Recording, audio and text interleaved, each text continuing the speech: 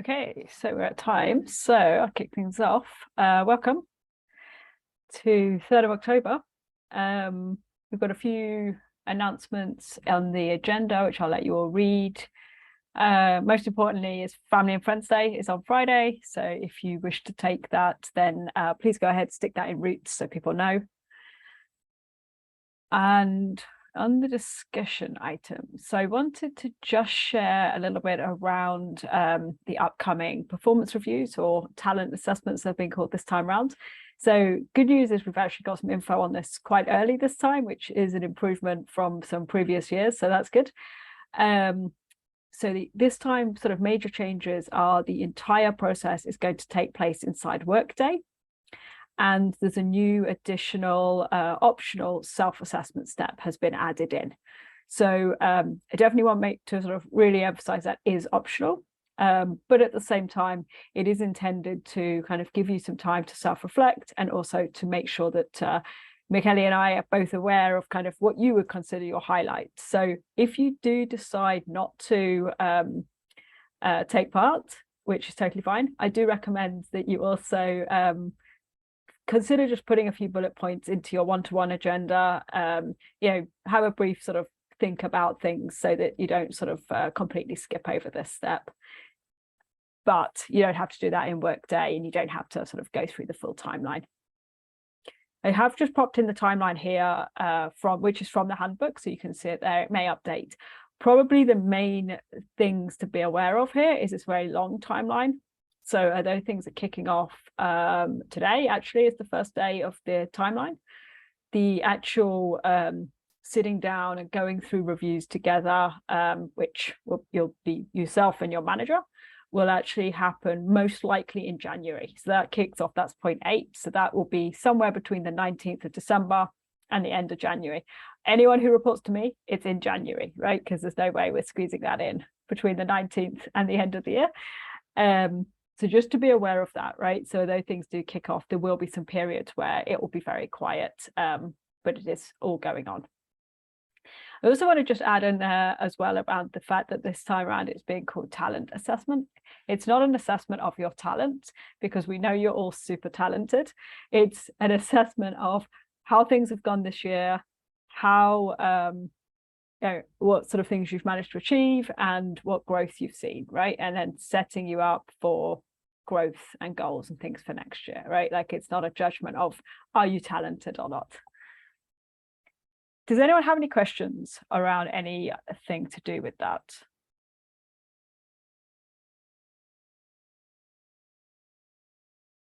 No? Okay, awesome. So we'll see how this goes. So we haven't done this in Workday before. Hopefully it means it's slick. We don't have to fill in so many spreadsheets and docs and other things which sort of goes on around the usual or the previous processes. So awesome. And if you do have anything, if you think of anything or there's anything you want to ask that you don't want to share on this recording or in this call, obviously use your one-to-ones or give us a DM, right, so we can clear those things up. Cool. So on B, I opened an issue a couple of weeks ago around the soft PCL that we have in place on the 22nd. The intention behind the PCL is to limit kind of unneeded changes around the release. But at the same time, we don't want to prevent ourselves from deploying because if we do need to get a patch fix out, we want to be in a good place to do that. There's some confusion around what we can and can't or what we should and shouldn't do on the 22nd. So I opened this issue to try and clear that up.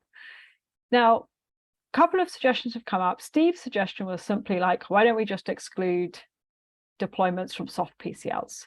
And Alan has got a slightly different one, which is why don't we reclassify deployments as sort of low severity? So they will always be like criticality 3 or 4. So they would therefore be excluded from a soft PCL.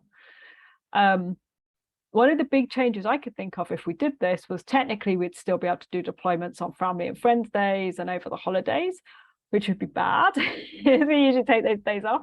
They just want to add it. We would get the control, but it would be on us to be able to basically say we choose not to deploy on those days, which is fine. We can certainly do that. But does anyone else have any other thoughts or concerns, like other things I'm not thinking about that would be a risk if we were to exclude deployments from soft PCLs?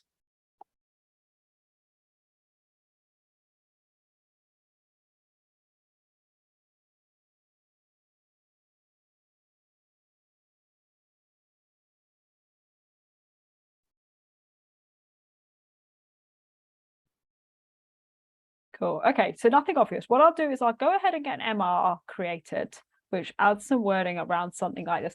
Like, we will still have a soft PCL, because I think one thing that will be really important is that we don't run the post-deploy migrations, because we will want to roll back if anything does happen. So there will be a slightly different, we will certainly still need to be aware of soft PCLs and manage those. So I'll stand up an MR and I'll drop it in Slack so you can all comment if you want to, and we can figure out the wording for that one. But I don't think it's different from what we have been doing, but hopefully it just removes some questions. Cool. Ruben, over to you. So I was looking at products that allow us to do some kind of analysis on pipeline traces, and Honeycomb was one of them. So I was wondering what procedure we have to follow in order to like do a POC using a free account on Honeycomb. So their free account gives you like 2 million traces or something, which is much more than we need. We have like a few hundred pipelines, so it's more than enough for us. But I was wondering if, because it's deployment pipeline traces, do we have to worry about any compliance related stuff? So they are SOC2 compliant, but like, does that have to be formally verified or something? I don't know. So I just wanted to check if anyone else has gone through this process before, knows anything about this. No, super great question. I'm going to guess that we'll need to ask Steve to review and approve. I guess a couple of things, like I think an issue, like I mentioned, like if we get an issue together, which basically explains what we want to do, like if there are any costs and, what compliance they have, then we can figure out what the process is. It may be worth thinking about if we love, I mean, I know a trial is the first thing, but like if we absolutely loved what we saw, what would that look like? Like, what would be the kind of costs and sort of things that we'd need to have in place for that? Or is it just I guess a trial to kind of see what things could look like versus, is this a great tool to try and adopt? So if you could try and get some of those things into the issue, then we can ask Steve how to go about like setting this up. Like, we've certainly done this a lot of times, I'm sure, with other tools in infra, so we will certainly have a way of doing that.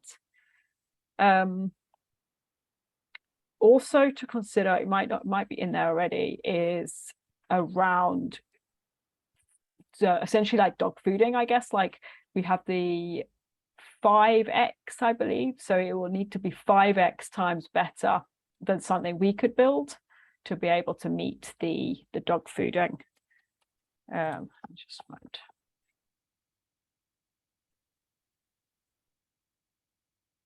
So if you get all that stuff in, anyway, we can certainly work out what this looks like in terms of like how do we go ahead and get this done. Does it have to be 5 times better of what we can build or what we have built? Can build, it says. Oh wow. Okay. It can build in a particular timeline, or like just in 2 years. Anyway, This is so subjective. So just to be aware, that's super hard to measure, of course, and we probably don't want to like spend 2 years only building this stuff, but just to be aware that those are the sort of things that there are documented to kind of help us make these decisions. We did have a chat with the GitLab observability group. So they don't currently have any such capability to analyze pipeline traces. So we did check with them first. Okay, awesome. Cool. I'll put all that in the issue. Yeah, that's perfect. Yeah, brilliant. And then we can certainly get. I will be surprised if we have trouble getting a trial approved, particularly if they already Okay. have SOC 2. That's probably going to be the big question. So yeah, stick that in and we'll see what we can do about getting that approved. Okay. Related to that, the GitLab observability group told us that they can accept traces and give us a view of the traces. No analysis or anything, but just the view could be helpful. So let's see, they'll provide us with the URL and stuff, and we can start sending traces there. Nice. It'll be nice to at least have the team be able to see the trace. So like if you want to see today's trace and one from 2 months back, you can do that. Yeah, of course. Yeah. Nice. Okay. So great. Sounds good. Excellent. So I do have a question. So the observability team, do they do their tracing through Honeycomb, or do we have like do they have a product that they're dogfooding? So the observability group is comprised almost entirely of a company that we acquired called Obstrace. Okay. Yeah. So that product Obstrace had logging, tracing, metric capabilities. So that's being integrated into GitLab. Oh. And then for .com, we leverage Stackdriver for some of our traces as well, for like off the wall perf profiles that we run on, say, Gitly and such, stuff that hasn't yet been integrated in Obstrace, because that's a relatively new acquisition of ours. Gotcha. All right, thank you. There's a there's a link to a trace in GCP. I don't know if that is Stackdriver or is Stackdriver something else, but you can have a look at what it looks like in GCP. I'm hoping that the Obstrace products view is better, because GCP's view is designed entirely for HTTP traces. For example, the durations of spans, even if it's like 100,000 milliseconds, it's displayed in milliseconds with no commas, nothing. It's just a 6-digit number. So I think Obstrace's product will be better. Let's see. Yeah, that's exciting. Yeah, it is. Nice. Cool. Are there any other discussion topics? No? Okay, so into release management. Jenny, do you want to take this week? Do you want me to do it? Sure, yeah. I can do that. Let me just share my screen.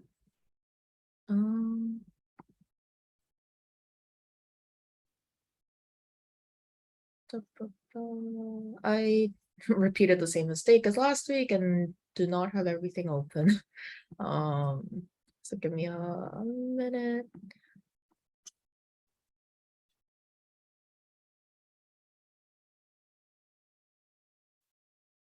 Yeah, cool. So last week, although I was out on Friday, for the most part,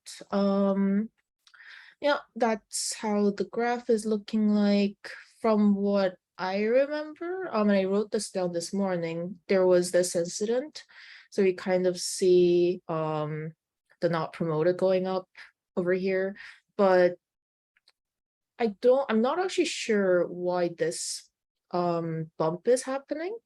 Oh, I thought I added an annotation, but I don't know why you can't see it. So there was refreshing. That one was a there we go. There we go. Yeah, I was gonna say we had a couple of incidents. Okay. So yeah, that seems that those are the same thing, right? Yeah, so okay, so that's the incident that happened, that blocked, and then yeah, another one around this time, which makes sense, right? But then yeah, other than that, the rest of the week it seems like, you know, no real blockers happening and we're able to get it done. And then yeah, just gotta pick it back up this week. And then for deployment frequency, yeah, it seems like last week was kind of back to normal after what happened the week before. Yeah, I like how there are points here, but then it just makes a straight graph. Yeah, kind of looks similar to this kind of graph.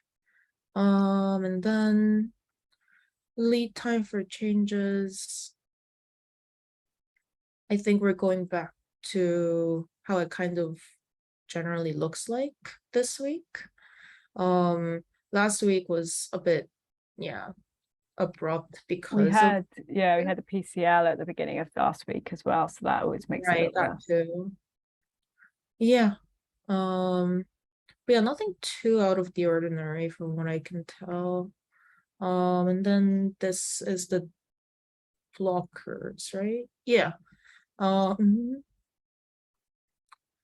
Yeah, so that's really peculiar because I remember the week before being very hectic, but that's not that much different from number of hours that production deployment was blocked for.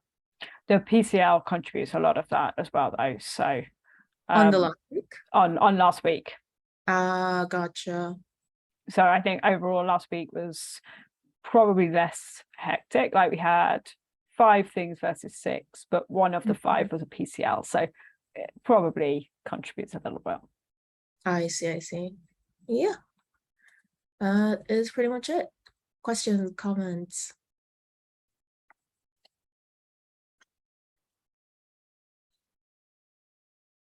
Yeah. Great. Thanks for sharing.